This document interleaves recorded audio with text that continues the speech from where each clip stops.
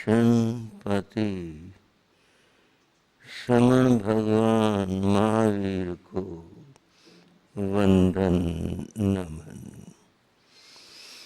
पूज्य गुरुदेव श्री माया राम जी महाराज, पूज्य गुरुदेव श्री योगी राज जी महाराज, पूज्य गुरुदेव श्री राम कृष्ण जी महाराज, सभी गुरु भगवंतों को वंदन नमन।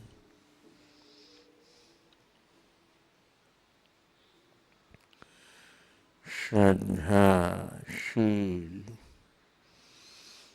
बंधुओं एवं श्रद्धाशील बहन, भगवान पार्श्वनाथ की कथा की चर्चा चल रही है। प्रभु की कथा का एक बहुत ही महत्वपूर्ण भाग, जिसमें भगवान की दीक्षा और केवल ज्ञान की चर्चा है, वह आपसे करनी है। एक बात आप सभी जानते हैं कि भगवान पार्श्वनाथ के साधना काल में वर्षा का प्रसंग जुड़ा है। ठीक है ना भाइयों, ध्यान दे रहे हैं ना? कुछ ऐसा अनुभव सा हुआ देखने में आया कि वर्षा का मामला भगवान के साधना काल का कई बार देखने में आ जाता है। हम ठहरे थे एक जगह, सप्ताह भर लगाया, बिहार का भाव बना, घोषणा कर दे कल जाएंगे। अब ये श्रद्धा है श्रावकों की, श्राविकाओं की, महाराज और ठहरो, अभी नहीं, अभी तो एक हफ्ता और लगाओ, क्या जल्दी है। मगर भाई विचार है, जाने का भाव है। उन भाइयों में एक छोटा बच्चा भी था, छोटा ही था। वो बोला, जाओगे कैसे? मैं ताला लगा दूंगा। सब हंस पड़े, हम हंस पड़े। वाह भाई वाह, कमाल कर दिया तने तो। मंगली सुनारे चले गए। रात को बारिश हो गई, और जैसे आज हो रहा ना मौसम, तो भाई सूर्यनगर वालों ने ताला लगा दिया। उस बच्चे की बात ऐसे बोले, मैं ताला लगा दूंगा, जाएंगे कैसे? अगर रात को बरसात आई और अगले दिन फिर ठहरे, मौके की बात होती है, अवसर की बात होती है, प्रसंग की बात होती है। प्रभु पार्श्वनाथ की कथा की चर्चा आज हम करेंगे। प्रभु पार्श्व कथा को श्रवण करो, प्रभु पार्श्व कथा को। हाँ जी बोलो, प्रेम सब तो याद होगी ये पंक्तियां, मिलकर बोले। प्रभु पार्श्व कथा को श्रवण करो, प्रभु पार्श्व कथा को शाश्वत शिव सुख का वरण करो, शाश्वत शिव सुख का वरण करो प्रभु पार्श्व कथा को श्रवण करो प्रभु पार्श्व कथा को। तिथि पौष कृष्ण शुभ एकादश तिथि पौष कृष्ण शुभ एकादश मंगल दीक्षा जिन कल्याणक मंगल दीक्षा जिन कल्याणक सुरपुर से सुर जयकार करो सुरपुर से सुर जयकार करो प्रभु पार्श्व कथा को श्रवण करो प्रभु पार्श्व कथा।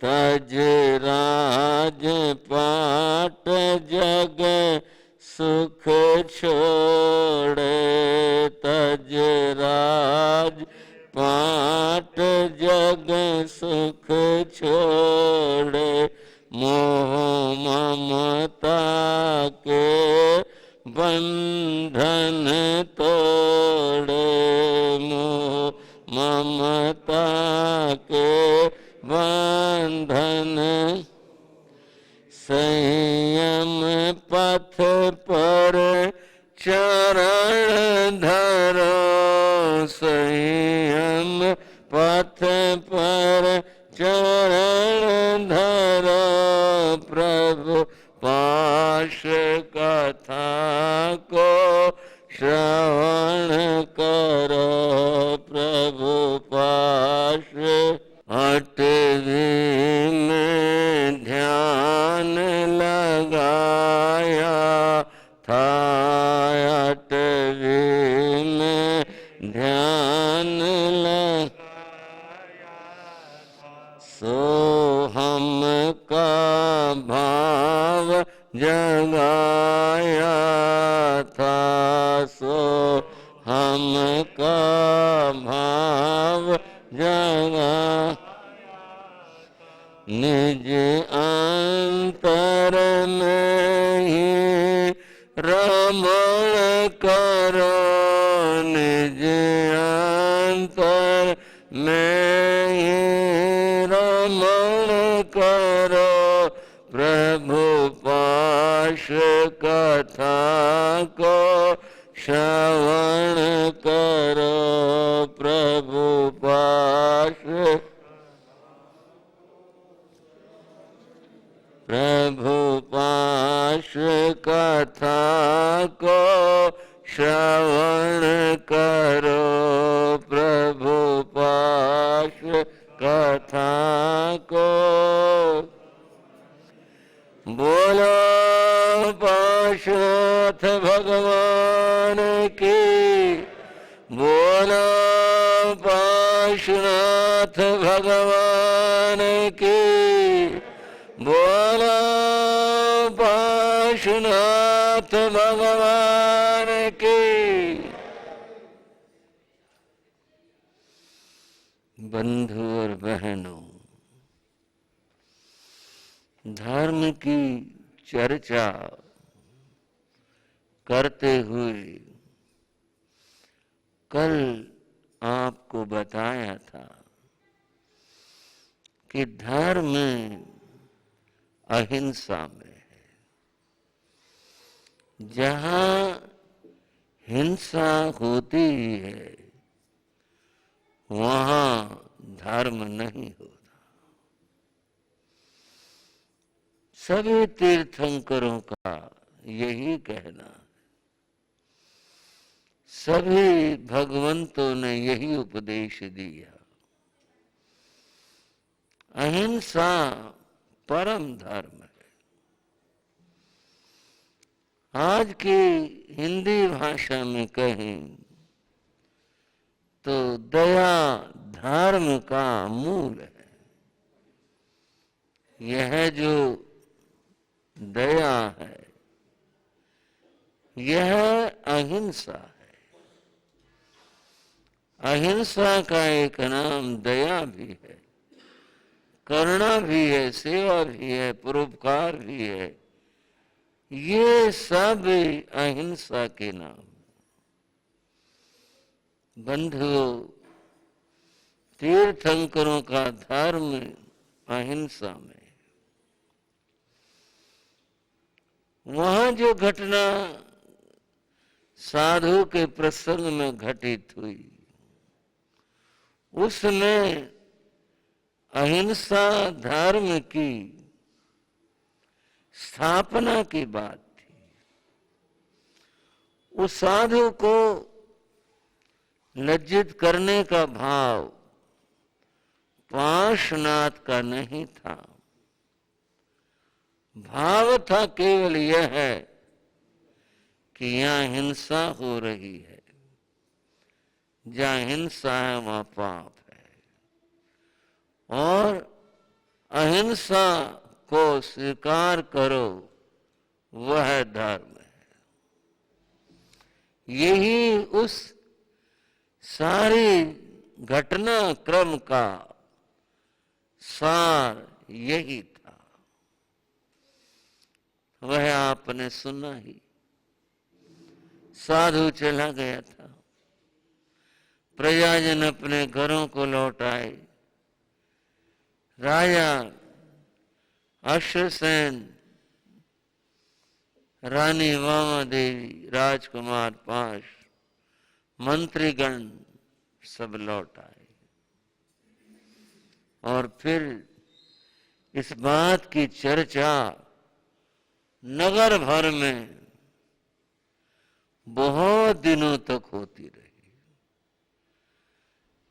सब ये कहते रहे हमारे राजकुमार तो बहुत ज्ञानी हैं, इन्होंने तो लक्कड़ में रही अदृश्य उन सर्प युगल सांप की जोड़ी को देख लिया,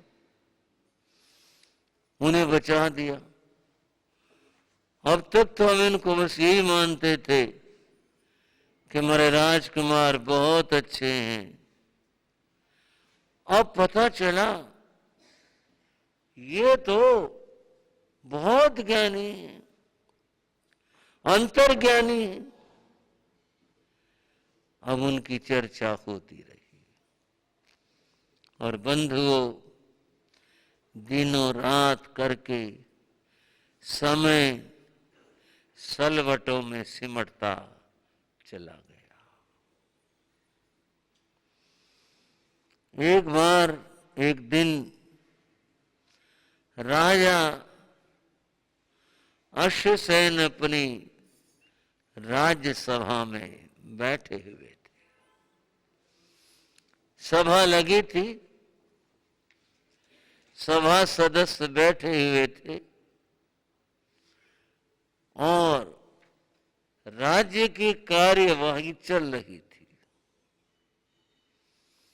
द्वार से द्वारपाल आया, अनुमति मांगी कुछ कहने की। बोलो। महाराज, बाहर कलिंग देश के राजा जो आपके मित्र हैं, उनका दूत आया है। हाँ हाँ, लाओ, बुला कर लाओ उन्हें, आदर के साथ लाना। हमारे मित्र का कोई संदेश लाया होगा, लाओ, बुला कर लाओ।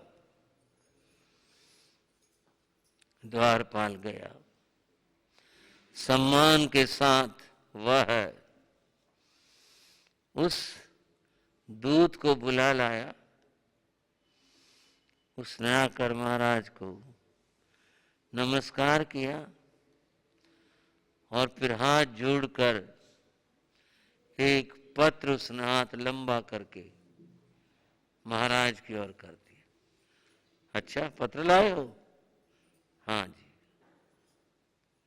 अरे ये कब, कैसे, क्या हुआ? महाराज बहुत संकट की घड़ी है, आपके मित्र